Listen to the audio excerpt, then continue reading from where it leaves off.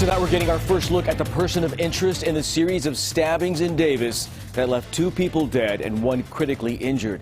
Lots to get to here at 10. Thanks so much for joining us. I'm Tony Lopez. And I'm Marley Ginter. Investigators taking that person into the station for questioning, but he has not been arrested. Now, this possible breakthrough comes just hours after police said they would not be releasing a sketch of the suspect because a witness to the second stabbing wasn't confident the sketch was accurate. Police have also officially not said that the stabbings are related because they are still waiting on DNA results. And it's been nearly a week since the first victim was found dead at Central Park. And then on Saturday, a 20-year-old UC Davis student stabbed to death at Sycamore Park. And then the final attack happening Monday when a homeless woman was stabbed inside her tent. She remains in critical condition tonight. CBS 13's Ashley Sharp is live in Davis with what we know about this person of interest. And Ashley, you talked with someone who called police on this guy. Hey, Tony and Marley, that's right. A tip may have helped solve this case. Police are not saying much about their investigation, only that they brought in that person of interest here to the police department this afternoon for questioning in this case. And we know, of course, it is not the first tip by any means. The Davis police chief admitted Tuesday that a prior credible tip was not handled quickly enough, and then came that third stabbing. That sense of urgency, you can imagine, was top of mind when police got multiple calls today. Detained and in police custody, CBS 13 has blurred the face of the man shown in this video. It's the moment a so-called person of interest was brought in for questioning by Davis police Wednesday at Sycamore Park. But he seemed somewhat calm, was not giving up a fight or anything.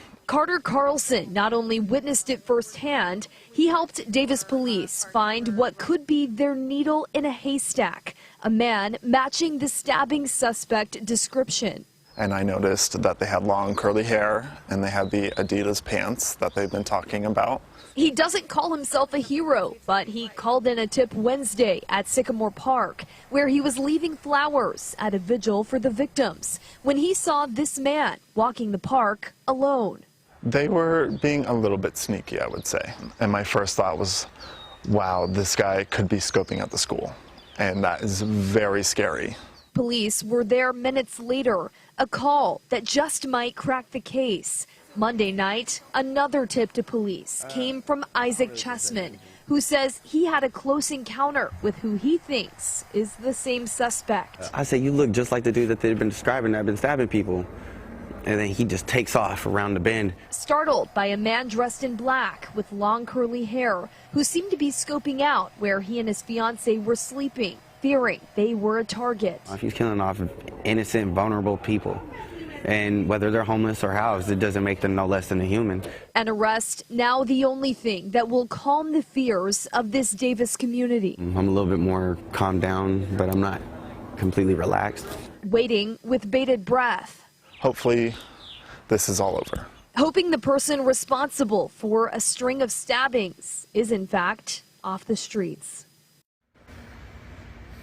Now, we have asked police if that person of interest is still being detained here tonight or if they were released from custody. Police have not yet responded, and no charges or arrests have been announced tonight. We have also not yet confirmed with Davis police if this person that was brought in for questioning is believed to be connected to all 3 stabbings.